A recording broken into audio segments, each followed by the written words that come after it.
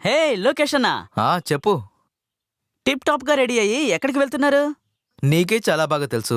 నాకు ఎవరూ లేరు. నేను ఒంటరిగానే ఉన్నాను. అందుకనే హర్యానాతో కలిసి ఒక గ్రామానికి పెళ్ళని చూడడానికి వెళ్తున్నా. ఒకవేళ దేవుడి అనుగ్రహం ఉంటే నాకు ఖచ్చితంగా పెళ్లి జరుగుతుంది. అది చాలు. ఇది నిజంగా మంచి సమాచారమే.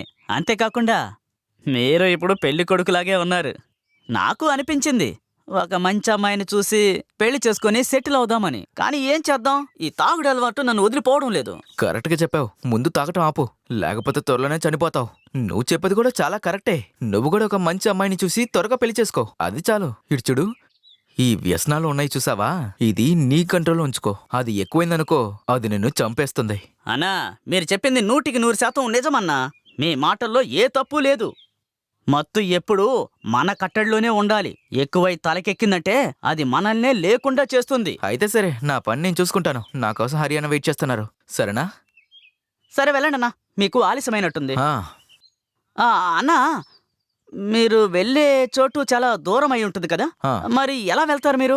అది బస్సులోనే. అరే ఏంటన్నా, మీరిప్పుడు పిల్లను చూడ్డానికి వెళ్తున్నారు. బాగా దర్జాగా వెళ్ళండన్నా.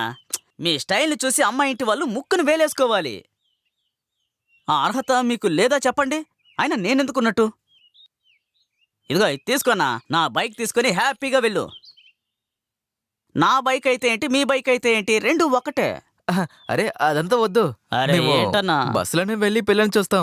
ఇది అక్కర్లేదు, నువ్వే ఉంచుకో. అన్నా ఏంటన్నా, నా మోటార్ సైకిలు నీ మోటార్ సైకిలేనన్నా.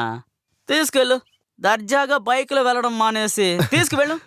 సరే, అయితే చాలా చాలా థ్యాంక్స్. అయితే నేను ఆ, వెళ్ళొస్తాను. సరే అన్నా, వెళ్ళరండి.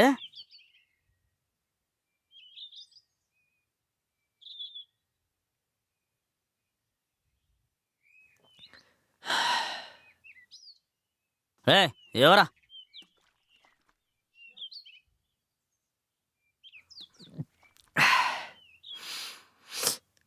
పానికి మాలాడు పిల్లను చూడడానికి వెళ్తున్నాడంట, పెద్ద పానోడు. అరే నువ్వు వచ్చేసావా? సరే గాని మంచి విషయం ఎప్పుడు మనం లేటుగా చెప్పకూడదంటారు. మంచి విషయం అని చెప్తే నువ్వు ఎప్పుడు లేటుగానే వస్తావుగా, కానీ ఇవాళే కరెక్ట్గా వచ్చావు. సరే ఒక బీడీ ఇవ్వు. నువ్వు దేనికి బాధపడద్దు, సరేనా? 5 నిమిషాలు వెయిట్ చేయి, బయలుదేరి వెళ్దాం. 5 నిమిషాలా? మనం చాలా దూరం వెళ్ళాలి కదా. త్వరగా వెళ్తే త్వరగా వచ్చేయచ్చు. ఏంటి ఏంటి మీరు రండి. రే లోకేష్, నువ్వు చాలా పెద్దవాడు అయ్యావు. ఆ అమ్మాయిని చూడటానికి నువ్వు చాలా ఆతృతగా ఉన్నావే. అది ఏమి లేదన్నా, త్వరగా వెళ్తే మనం త్వరగానే వచ్చేయచ్చు. అది మాత్రం కాకుండా ఇక్కడ చాలా పనులు ఉన్నాయి కదా. రే నువ్వు దేనికి బాధపడద్దు. అదే నీ అసిస్టెంట్ ఆ శేఖర్గాడు ఉన్నాడుగా, వాడంతా చూసుకుంటాడులే. నువ్వు నీ పెళ్లి మీద మాత్రం దృష్టి పెట్టు. అమ్మాయి చూడటానికి అందంగా ఉంటుంది. ఖచ్చితంగా తను చూసావంటే నీకు ఇష్టపడతావు. ఖచ్చితంగా నీకని కుటుంబం ఉందిరా. సరే సరే సరే, పదండి. బీడీ తాగండి త్వరగా. మనం చాలా చాలా దూరం వెళ్ళాలి కదా. త్వరగా రండి, మనం ఇంటికి రావాలి కదా. కూర్చోండి. త్వరగా వెళ్తున్నాం. అమ్మాయిని చూసి త్వరగా ఊరికొచ్చేస్తున్నాం. ఉమ్, ఉమ్.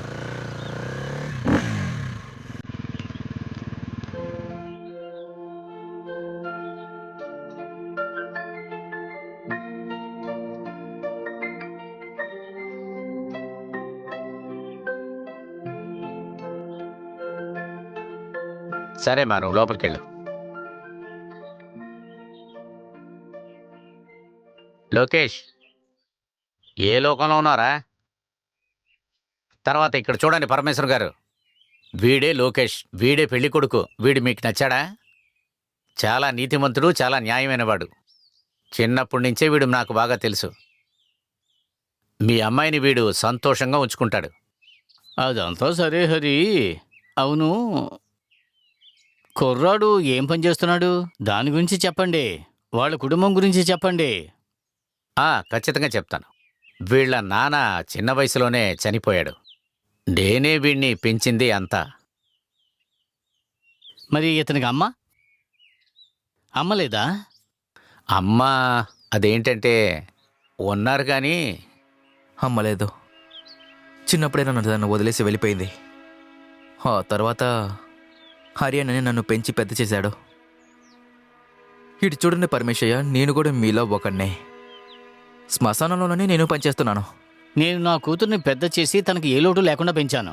నేను తనని చదివించాను, పెద్ద చేశాను, తనకి ఒక మంచి భవిష్యత్తునిచ్చాను. నీలాంటి వాడికి ఇచ్చి పెళ్లి చేయడం కోసమా? కానీ ఇలా చూడండి, ఈ సంబంధం నాకు అసలు నచ్చలేదు. మీరు చెప్పేది కూడా న్యాయమే. కానీ మా లోకేష్ లాంటి వాడు చాలా నీతివంతుడు, చాలా న్యాయమైన వాడు. ఇటువంటి వాడు ఎక్కడ వెతికినా దొరకడు.